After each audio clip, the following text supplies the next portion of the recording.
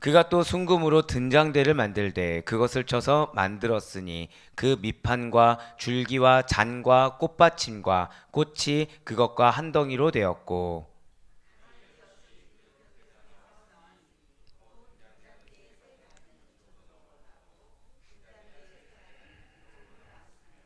이쪽 가지에 살구꽃 형상의 잔색과 꽃받침과 꽃이 있고 저쪽 가지에 살구꽃 형상의 잔색과 꽃받침과 꽃이 있어 등잔대에서 나온 가지 여섯이 그러하며,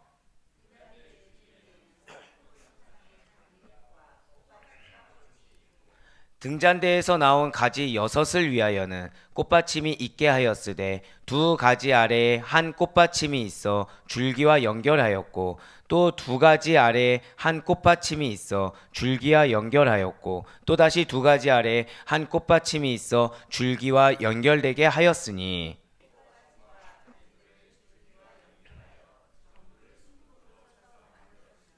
등잔 일곱과 그 불집게와 불똥 그릇을 순금으로 만들었으니 등잔대와 그 모든 기구는 순금 한 달란트로 만들었더라. 아멘. 할렐루야. 네, 오늘 변함없이 살아있는 주님의 말씀을 듣기 위하여, 그리고 우리가 이렇게 하루의 시작을 말씀과 기도로 여는 것을 주께서 기쁘게 받아주시사 반드시 나의 삶에 역사하시고, 자, 절대 고백하실게요. 기업을 반드시 이루십니다. 아멘.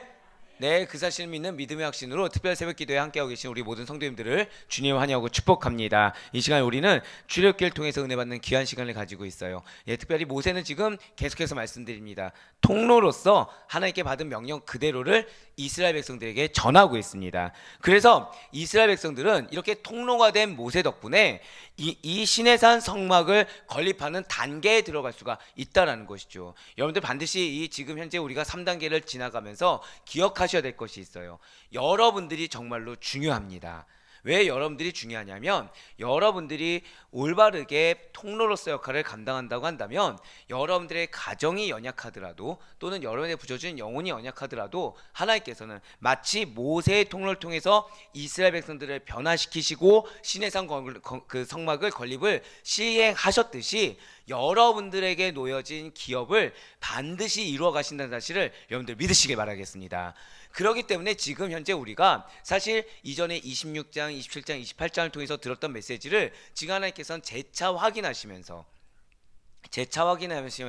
말씀 주시는 데 있어서 신학적인 의미를 계속해서 지금 우리에게 새롭게 전해주고 있다라는 거예요. 그래서 지금 우리는 성막 건립의 총 4단계 중에서 3단계, 성막과 성막 각종 기구들의 완성하는 단계를 살펴보고 있다는 것이죠. 이전까지는 성막 본체의 휘장, 그리고 덮개, 성막 본체의 구조물, 두 종류의 휘장, 법궤와 속죄소, 진설병상 제작까지 마무리를 하게 되었습니다. 그리고 오늘은 자, 등잔대와 등잔대 부속 기구를 제작하는 내용이라는 거예요. 혹시 사랑하는 여러분들은 등잔대 하면 뭐가 생각나십니까?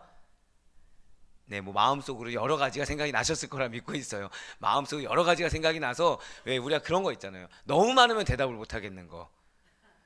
예, 감사해요. 아무도 아멘이라고 뻔뻔하게 대답 안 해주셔서 너무 감사합니다. 네, 여러 가지가 있겠지만 하지만 오늘 여러분들에게 하나님께서 하시고자 하는 것은 정말로 명약관화합니다. 저 따라 고백하실게요. 나는 그리스도의 빛입니다. 오늘 이걸 반드시 기억해 주세요. 예, 우리의 예수 그리스도께서 우리의 빛이 되어 주신 거 맞지만 우리 역시도 그리스도의 빛을 투영해 보여주는 그런 어떠한 우리가 도구로 쓰임 받게 된다라는 것이죠. 자, 먼저 지금 계속 그러던 것처럼 제작 방법을 한 번에 좀 한번 말씀을 다 드려보도록 하겠습니다. 본문 한번 쭉 보시면 도움이 되실 것 같아요. 먼저 17절과 18절을 보시면 등잔대를 밑판과 줄기, 꽃받침과 꽃으로 된 잔들이 한 덩이가 되게 합니다. 그리고 줄기 좌우로 각각 3개씩 해서 6가지가 나오도록 한다는 것이죠. 즉, 이 등잔대는 밑판, 줄기, 잔과 꽃받침, 꽃으로 이루어져 있는데 각 부분을 따로 제작해서 결합합니까? 아니면 한 덩어리로 연결을 합니까? 맞습니다. 등잔대에서 제일 중요한 부분이 이거죠. 각 부분을 연결시켜서 만드는 것이 아니라 순금 한 덩어리로 서로 연결되게 제작한다라는 것입니다. 그리고 19절과 20절 말씀을 보시면 각 가지마다 살구꽃 형상의 꽃받침과 꽃으로 된 잔 세 씩을 만든다는 거예요. 그리고 등잔대 줄기에는 살구꽃 형상의 꽃받침과 꽃으로 된 잔 넷을 제작한다는 거죠. 21절 말씀은 좀 복잡하게 생각이 드실 수도 있는데 아마 여러분들 9월에 들으셨던 말씀 중에서 그 이미지가 아마 떠오르실 겁니다. 그것을 좀 연상하시면서 생각하시면 좋을 것 같아요.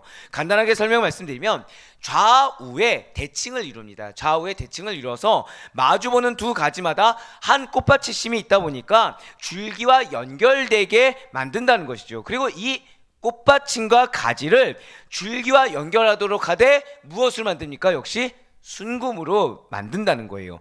등잔대에는 한 개의 줄기와 6가지 위에 각각 하나씩의 모두 7개의 등잔이 놓여지게 되는데 맞은편 진설병상을 향해서 빛을 비추일 수 있게끔 설치하였다. 즉 등잔대 위치는 진설병상 건너편이었다라고 지금 기록이 되어 있습니다. 그리고 이러한 등잔대가 상징하는 것이 무엇이겠습니까?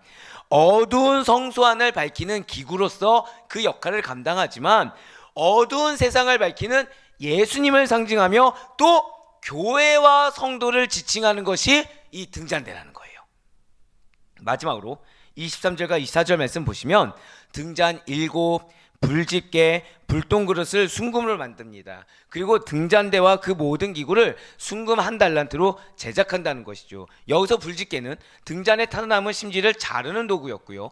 불똥그릇은 그 자른 심지를 보관하는 그릇이며 여기에 담겨진 신학적 의미 역시도 말씀을 드렸었습니다. 그리고 제사장들은 이 두 기구를 항상 옆에 두었다가 새 불을 붙여서 성소를 밝히기 전에 늘 항상 등잔의 심지를 잘 정결하게 정리하고 항상 새로운 불을 붙일 수 있도록 그 사명을 감당했다는 거예요. 자, 그렇다면 이렇게 등잔대와 그 부속기구의 제작을 통해서 여러분과 저에게 하나님께서 주시고자 하시는 영적인 교훈이 있다는 것이죠. 진실로 등잔대가 예표하고 있는 것은 무엇이라고 말씀드렸습니까? 등잔대는 성소 안을 밝히 비추는 빛도 되지만 예수님을 예표하기도 하고 또 교회와 성도를 예표하기도 한다고 말씀을 드렸어요. 그런데 좀 더 정확히 말씀드리면 이 예수님은 어떤 예수님입니까? 자, 저 따라 고백하실까요? 생명의 빛. 이걸 기억하셔야 돼요. 자, 많은 분들이 예수님이 생명의 떡이다, 양의 문이다 이렇게 다 기억을 하십니다. 하지만 생명의 빛이라는 부분에 대해서는 사실 약간 모호해하는 경향들이 있다는 거죠. 자, 예수님께서는 죄악의 어둠을 깨고 이 땅에 오신 생명의 빛이라는 거예요. 자, 우리 이 사실 너무나도 잘 알고 있어요. 죄된 세상 가운데 그 어둠을 헤치고 유일하게 빛을 내리쳐 주신 구원의 빛, 생명의 빛이 예수 그리스도시라는 거죠. 그렇기 때문에 우리가 이 세상을 살아가는 데 있어서 예수님이 비춰주신 길만을 따라 걷지 않으면 필연적으로 죄악된 길을 갈 수밖에 없다는 거예요. 필연적으로 어둠에 속한 일을 할 수밖에 없다는 거죠. 제가 방금 뭐라 말씀드렸습니까? 어둠에 속한 일을 할 수밖에 없다는 거예요. 그러니까 때로는 사단이 이런 마음을 주곤 합니다. 그러니까 너무 고지식해 보일 때가 있어요. 이 말씀이 고리타분하게 들릴 때가 있고요.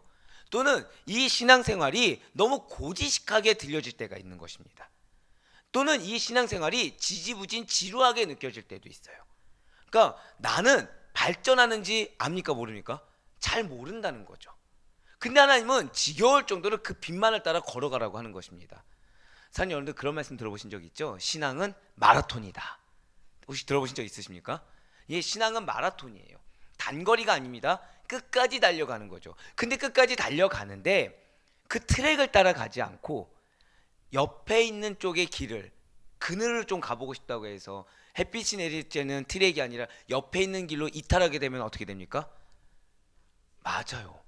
탈락하고 실격하게 된다는 거예요. 즉 예수님께서 생명의 빛이 되신다는 것은 이 빛 따라가지 않으면 필연적으로 이 믿음의 길에서 실격할 수밖에 없다는 겁니다. 어둠에 속할 수밖에 없기 때문에 다시 그 안으로 돌아오기란 굉장히 힘들다는 거예요. 사랑하는 여러분, 혹시 기억하십니까? 믿음은 멈춰있지 않다. 믿음은 전진 아니면 어떻게 된다고요? 퇴보하는 거라고 말씀드렸습니다. 예, 맞아요. 예수님께서는 이 땅에 오신 생명의 빛이십니다. 이 빛 따라 가지 않으면 반드시 나를 과대평가해서는 안 돼요. 반드시 우리는 죄악된 어둠에 속한 행위와 선택을 할 수밖에 없다는 사실을 이 시간 먼저 반드시 기억하시길 바라겠습니다. 이런 예수님께서 빛으로 오셔서 인류에게 참된 구원의 소망, 참된 승리의 소망이 되어 주셨다는 것이죠. 예수님의 빛은 그래서 지금도 죄로 어두워져 있는 모든 인류를 향해서 찬란하게 비추이고 있다는 거예요. 그러니까 이 빛이라는 게 감추인 것이 이제 아니라는 것이죠. 환하게 비추고 있다는 것입니다. 문제는 여기에 있어요. 자, 알고 지은 죄가 큽니까? 모르고 지은 죄가 큽니까? 알고 지은 죄가 큽니다. 빛이 뻔히 보이는데 이거를 보이는데 굳이 모른 척하고 어둠을 가든지, 이걸 보고서도 어둠을 가든지, 아니면 빛이 없어서 선택을 못하는 것, 어느 쪽이 죄가 더 크겠습니까? 빛이 있는데도 불구하고, 뻔히 봤는데도 불구하고 알고도 행하는 거, 또는 모른 척하고 행하는 거, 이게 죄가 더 크다는 거예요. 우리에게는 사실 죄송하지만 선택지가 없습니다. 우리는 오직 예수 그리스도, 그분만이 우리의 유일한 선택이 되신다는 사실을 염두에 잊지 마시길 바래요. 네, 그래서 누구든지 이 빛을 영접하기만 하면 그 빛은, 자, 잘 들으셔야 됩니다. 영접하기만 하면 그 빛은 영접한 사람의 안에 찾아 들어간다는 거예요. 그래서 죄악의 어둠을 몰아내고 밝고 소망 있는 새로운 삶을 영위하도록 도와주신다는 것이죠. 자, 밝고 소망 있는 새로운 삶을 영위하기 위해서는 내 안에 있는 죄악의 어둠을 몰아내야 된다는 것입니다. 근데 이것을 몰아내는 것은 무엇으로 몰아낼 수 있다고요? 예수님의 빛. 그거 외에 몰아낼 수가 없다는 거예요. 그래서 내 마음 가운데 어려움이 있을 수가 있습니다. 근데 이 어려움이라는 게 이제 사단이 교미한 거예요. 우리 아데포이 교회 성도님들 정도 되면은 이 어려움이 세상적인 어려움을 가지고 마음이 낙심하지 않으려고 노력할 정도가 우리는 됩니다. 그럼 뭐의 어려움이 있을까요? 신앙적인 어려움을 주는 거예요. 신앙적인 어려움 또는 종교적인 어려움을 주는 겁니다. 자, 하나님 안에서 종교적인 어려움이 있을 수 있을까요? 없을까요? 있어요. 근데 그 어려움을 왜 겪게 하실까요? 깨라고 주시는 겁니다. 즉, 이 어려움은 사실 어려움이 아니라는 거예요. 이 어려움은 사실 답은 정해져 있다는 거죠. 이 어려움은 무엇입니까? 그냥 하나님이 깨라고 하면 깨고, 서라고 하면 서고, 가라고 하면 가면 되는, 즉 이것을 방금 뭐라 말씀드렸어요? 빛 따라 가기만 하면 된다는 거예요. 근데 대다수는 생각을 한다는 거죠. 생각을. 깨지는 거에 대해서도 영역을 생각합니다. 깨지는 방법도 생각해 봅니다. 깨지고 난 다음에 내가 또 무언가를 할 거를 생각한다는 거예요. 하지만 사랑하는 여러분들, 그렇지 않습니다. 하나님께서 여러분들에게 주고자 하신 것은 새로운 삶이에요. 그것도 소망이 흘러 넘치는 새로운 삶입니다. 밝고 소망 있는 새로운 삶입니다. 믿으십니까? 그렇기 때문에 우리가 갈 길은 오직 단 하나, 빛된 길이라는 거예요. 예수님의 빛 외에는 우리가 따라갈 것이 없다는 것이죠. 그래서 여러분들 마음 가운데 혹시 어려움이 있으십니까? 부정적인 마음이 있으십니까? 빨리 그 순간에 예수님을 만나셔야 합니다. 예수님 안에 붙드셔야 돼요. 그분이 나에게 그 빛된 길로 말씀을 통해 뭐라고 계시하고 계시는지 그것을 빨리 분별하며 그 말씀 따라 갈 수 있는 여러분과 제가 되길 간절히 소망합니다. 이에 대해서 예수님께서 이렇게 말씀하셨어요. 요한복음 12장 46절의 말씀입니다. 나는 빛으로 세상에 왔나니 물은 나를 믿는 자로 어둠에 거하지 않게 하려 함이로라. 아멘. 자, 예수님이 빛으로 세상에 왔대요. 근데 믿는 자로 하여금 어떻게 하지 않게 하기로 오셨다고요? 절대. 이거 원어로 보잖아요. must가 들어있습니다. 절대성이에요. 그러니까 뭐냐면 믿는 성도는 절대 어둠에 거할 수가 없어요. 어둠에 거해서도 안 됩니다. 그러니까 믿음 외에 다른 걸로 선택할 수 있게 하셨어요? 안 하셨어요? 안 하셨다는 거예요.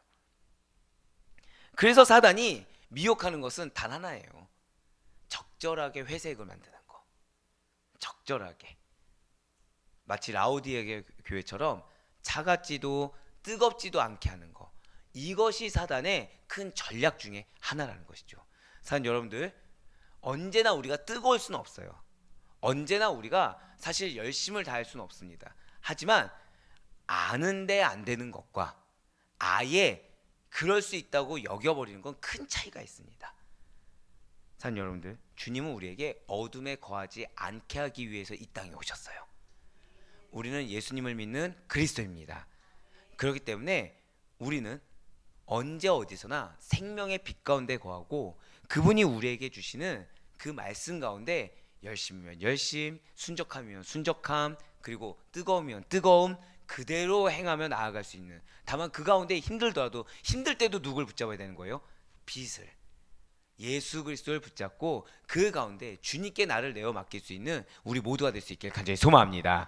그러므로 아직도 죄의 어둠 속에 거하며 인생에 대한 절망과 신음 가운데 있는 사람이 있다고 한다면 그들에게 가장 필요한 것은 무엇일까요? 빛 대신 예수님이라는 거예요. 여기에 이제 우리 역할이 있다는 거죠.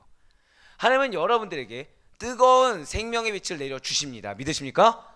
여러분들에게 기름 부으심을 허락해 주신다는 거예요. 그 이유는 내가 자격이 있어서 그 빛을 제공하고 내려주시는 것이 아니라는 것이죠. 그 이유는 바로 이러한 자들에게 절대 고백하실게요. 나를 도구 삼아 주십니다. 그렇습니다. 나를 도구 삼아 주신다는 거예요.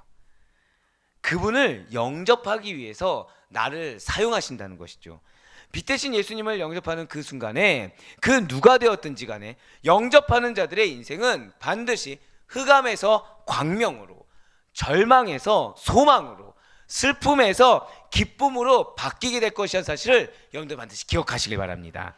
또한 등잔대는 이러한 생명의 빛 대신 예수님을 상징한다고 했어요. 거기에 더해서 성도 각 개개인을 가리키기도 한다고 말씀을 드렸다는 것이죠. 왜 얘기했습니까? 왜냐하면 예수님께서는 마태복음 5장을 통해서 믿는 성도들 향해 너희는 세상의 빛이다 라고 말씀하셨기 때문이라는 거예요. 그렇다면 성도들이 이렇게 세상에서 빛을 발하기 위해서는 어떻게 해야 되는 것입니까? 이것이 바로 절대 고백하실까요? 성령의 도우심.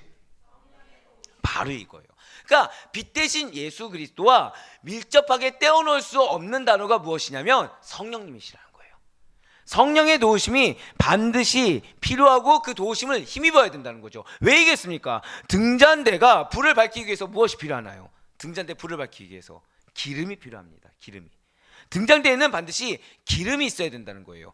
기름이 없는 등잔대는 있으나 마나한 것이 되고 말아버린다는 거죠. 자, 이 기름 뭔가 익숙하지 않습니까? 이 기름을 성경에서는 무엇을 보통 상징하냐? 성령을 상징한다는 거예요.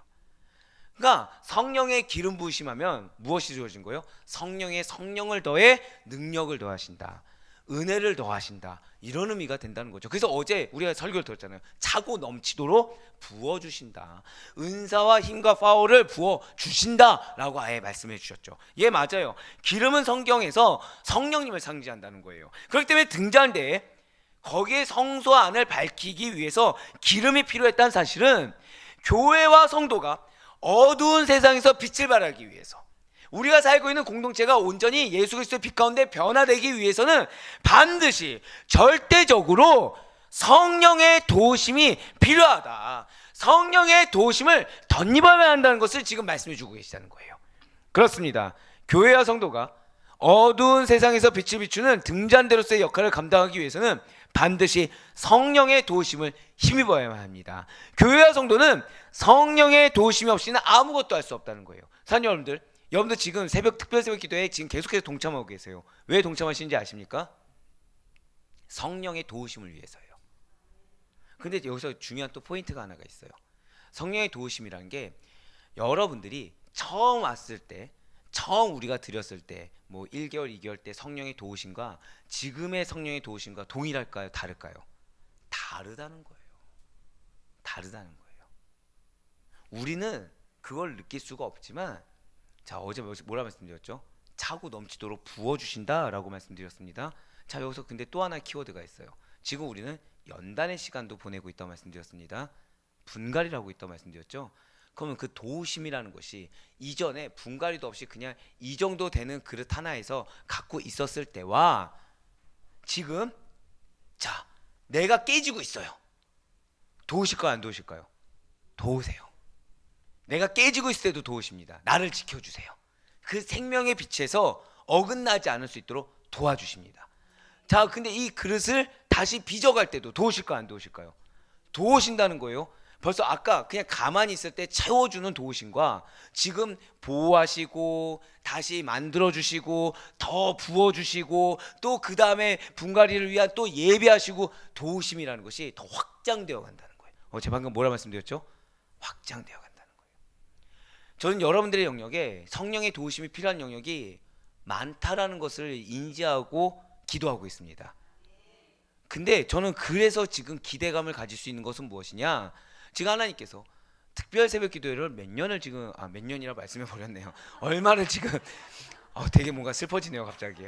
얼마나 지금 왜 그거 있잖아요. 저도 이게 머릿속에 1년 나 이러다 보니까 이 머릿속 질문은 얼마나 될까요라고 해야 되는데 저도 모르게 몇 년이라고 지금 딱 이렇게 나와 버렸는데 편집. 자, 알아서 편집할 거예요.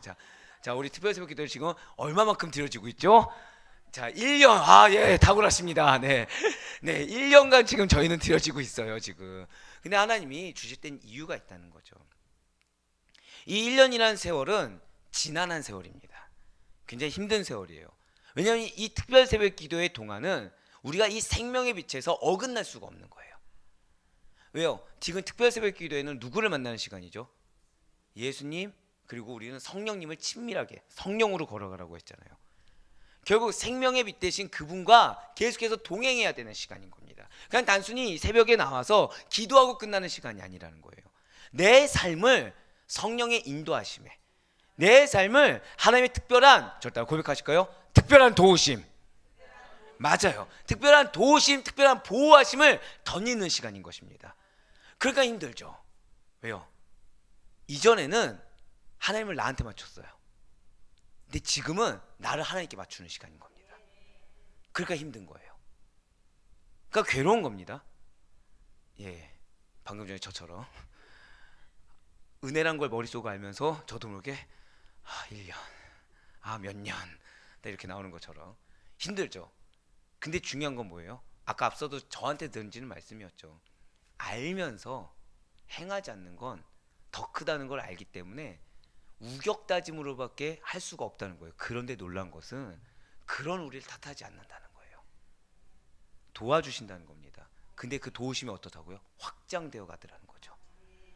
나도 모르게 내 신앙의 어떤 버짓이라든지 이런 것만 커나가는 것이 아니라 내 삶의 영역도 넓어지고 있더라는 거예요. 어떤 영역이요? 하나님의 역사하시는 영역이. 예, 맞습니다. 성령은 교회와 성도를 힘있게 하는 원동력이 되어 주십니다. 그 가운데 예수 그리스도의 생명의 빛이라는 것은, 우리가 허락하신 그 말씀으로 비춰진 생명의 빛이라는 것은 우리에게 마치 구속과 같고 억압과 같지만 사실은 바른 길, 축복된 길만을 걸어가며 곳곳마다 우리가 피곤하고 힘들고 지칠 때마다 당신의 살아 역사하심을 볼 수밖에 없게끔, 그래서 포기하지 않고 끝까지 승리의 면류관을 향해 갈 수 있게끔 하는 원동력이 되어 주십니다. 우리 아델포유 교회 주일 강단에서 전해주고 있는 사도행전 시리즈를 통해서도 우리는 성령님이 교회의 설립과 성장을 위해, 성도들의 믿음의 성숙과 성장을 위해서 얼마나 필요한지에 대해서도 은혜 받으며 공감하고 있다라는 거예요. 그렇습니다. 교회와 성도가 자력으로 아무리 빛을 바라보고자, 즉 자력으로 아무리 내 삶 가운데 많은 사람들이 부러워할 만큼 빛된 삶을 증거해보고 싶고 많은 이런 어떤 결과물들을 증거해보고자 해도, 세상의 빛을 비추고 바라려고 해도 성령의 능력이 아니고선 될 수가 없다는 거예요. 성령의 도우심이 아니고선 될 수가 없다는 것이죠. 그래서 사도 바울은 자신의 말과 전도가 모두 성령의 능력에서 비롯되었다고 지금 담대하게 밝히고 있는 것입니다. 고린도전서 2장 4절의 말씀입니다. 내 말과 내 전도함이 설득력 있는 지혜의 말로 하지 아니하고 다만 성령의 나타나심과 능력으로 하여. 아멘. 지금 사도 바울이 얼마나 말을 잘하는 사람입니까?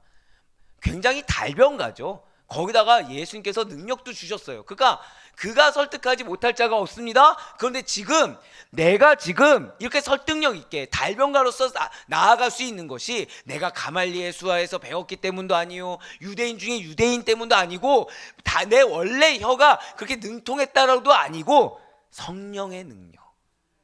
근데 그 앞에 뭐가 나와 있어요? 성령의 나타나심. 저따 고백하실까요? 나를 통해 성령님께서 증거하십니다.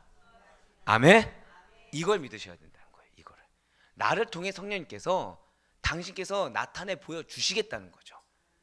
당신이 어떻게 역사하신지를 증명해 보이시겠다는 것입니다. 근데 그것이 세상 사람들이 봤을 때 어떤 거예요? 능력으로 보여진다는 거죠. 또한 이러한 성령님은 우리들의 속사람을 능히 강건하게 할 수 있다고 증거하고 있어요. 바로 에베소서 3장 16절의 말씀입니다. 그의 영광의 풍성함을 따라 그의 성령으로 말미암아 너희 속사람을 능력으로 강건하게 하시오며. 아멘. 자, 우리가 연약해질 때가 있어요. 우리가 마음이 힘들어질 때가 있습니다.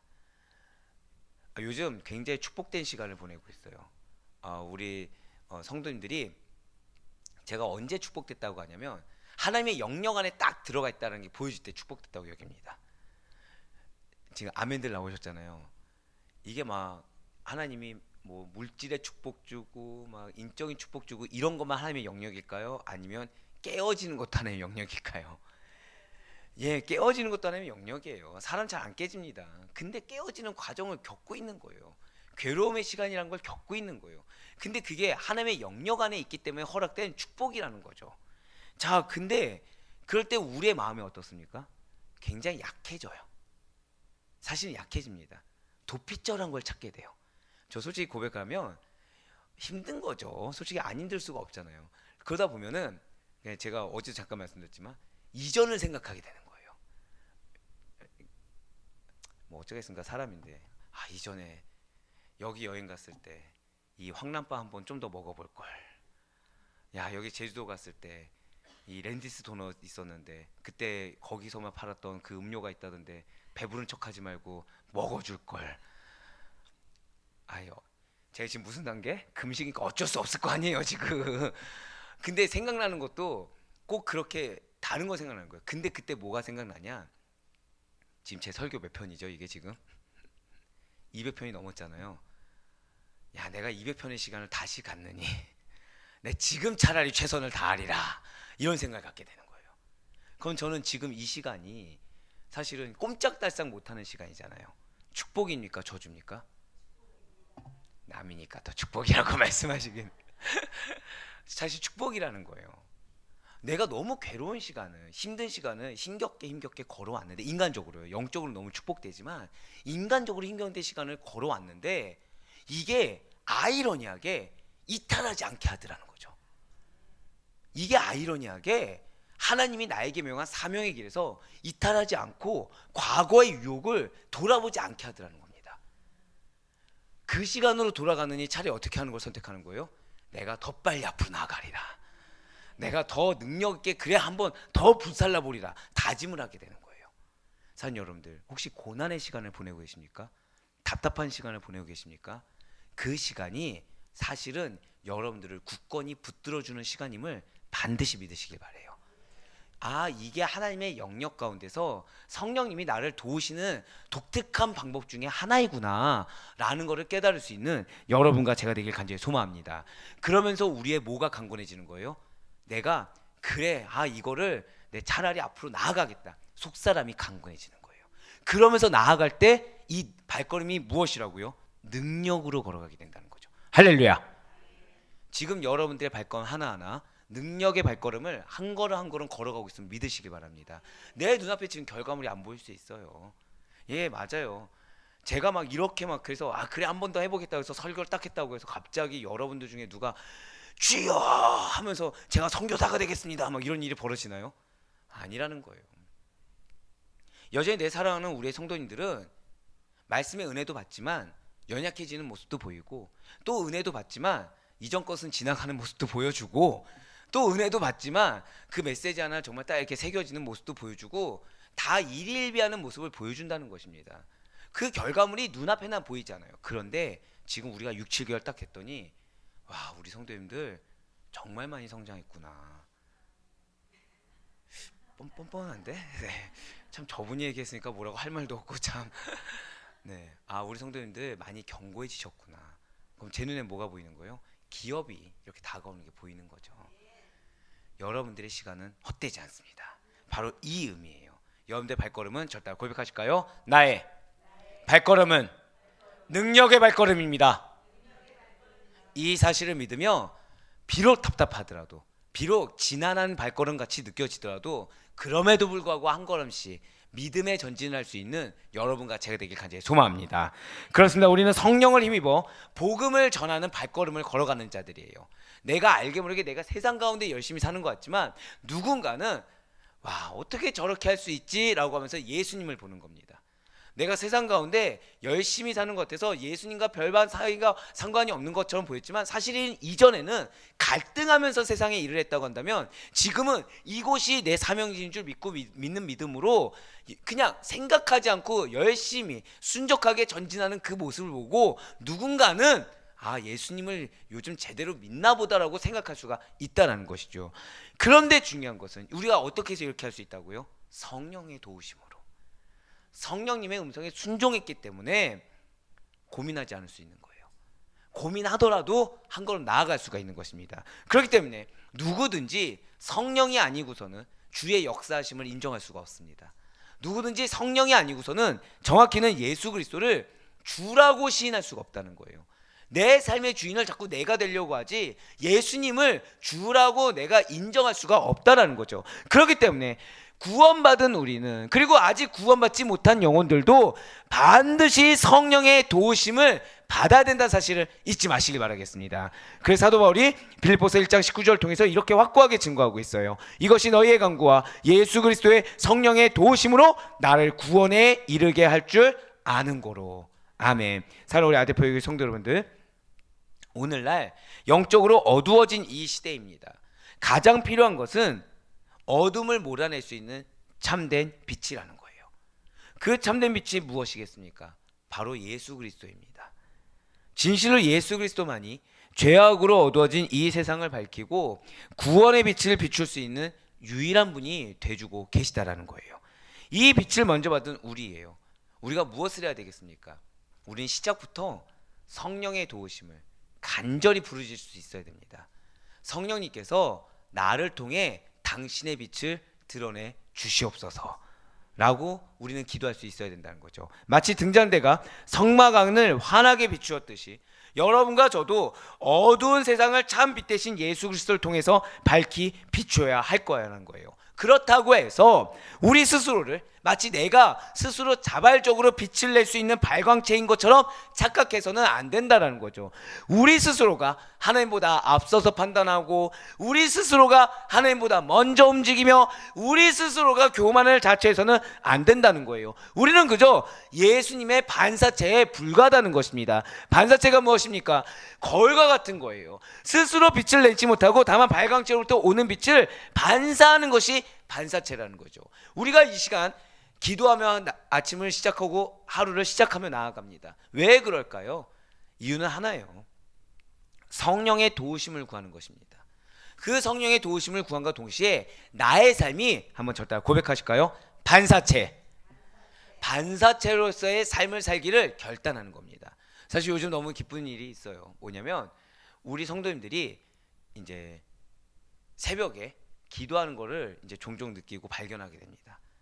제 새벽에 몇 시에 기도하는지 아시잖아요. 그 시간에 깨어 계신 분들이 이제 점점 존재하기 시작하는 거예요. 어떻게 할까요? 연락이 오니까 하는 거죠. 연락이 오니까 감사하기 시작한 겁니다. 아, 이분들이 기도하는구나. 그리고 와보면 또 기도하는 분이 계세요. 너무 감사한 겁니다. 왜요? 이제 같이 기도하는 분들이 하나둘씩 늘어나기 시작한 거예요. 그렇다고 해서 또 뭐야 목사님 이제 나보고 1시 반부터 2시부터 기도하라는 얘기야? 그게 아닙니다. 자, 우리가 그렇게 기도를 일찍 시작하는 분들이 늘어났어요. 지금 우리 인원들 보세요. 점점 늘어나고 있습니다. 새벽 기도가. 여러분들이 이 세상을 밝히 비출 반사체라는 놀라운 긍지를 가지시길 바래요. 아침 일찍부터 깨어있는 자, 그리고 새벽에 일어나기 힘든데 같이 나오는 자, 동일하게 하나님께서 깨워주셨습니다. 동일하게 깨워주시고 동일하게 각각의 처소에, 그리고 이 땅 이 나라에 어둠을 밝히 비출 자로 반사체로 여러분들을 불러주셨어요. 그래서 여러분들 통해 반드시 예수님께서는 빛을 발하게 허락해 주실 것입니다. 여러분들 통해 성령의 도우심이 무엇인지 증거하게 하실 것입니다.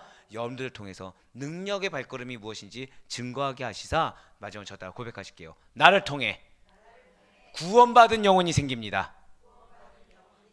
이 사실을 믿으며 여러분들 더더욱 뜨겁게 기도하며 부르짖으시길 바래요. 여러분들 뜨겁게 기도하며 부르짖을 때 다른 거 두고 기도하는 게 아닙니다. 주여 도와주시옵소서. 내가 주님의 도우심이 아니면 성령의 도우심이 아니면 생명의 빛 따라 걸어가기 힘든 존재입니다. 주여 성령의 도우심 따라 걸어가게 허락하시고 나의 언행을 통해서 오직 빛만이 증거될 수 있도록 인도하여 주시옵소서라고 기도하시기 바랍니다. 그래 바로 권학기는 성소에 비친 등잔대의 빛이 저와 여러분의 삶을 과거에나 오늘에나 변함없이 밝게 비추고 있다는 사실을 먼저 믿으시길 바래요. 태초부터 우리를 예정하신 하나님께서 우리의 인생을 당신의 빛으로 환하게 변함없이 비추고 계심에 감사하시며 언제나 그 빛을 보시길 바랍니다. 땅을 보는 게 아니에요. 그 빛을 보세요. 그러니 말씀을 보세요. 말씀 가운데 여러분들에게 들려주시는 성령의 음성에 귀를 기울이고 그 음성을 따라 걸어가서 예수 그리스도의 빛을 밝게 비추는 그러한 삶이 무엇인지 증거하시길 바랍니다. 그리하여 하나님께서 여러분들의 허락하신 삶의 터전을 하나님의 나라와 그분의 의를 이루기 위한 부족함이 없도록 가꾸는데 최선을 다하시는 정결한 주의 신부로 반사체로 살아가셔서 언제 어디에서나 여러분들이 거하는 곳곳마다 여러분들의 마음을 어렵게 하는 어두움이 아니라 어려워져 있던 마음조차도 환하게 비출 수 있는 빛의 열매들로 가득할 수 있는 여러분과 제가 될 수 있기를 주님의 이름으로 간절히 축원합니다.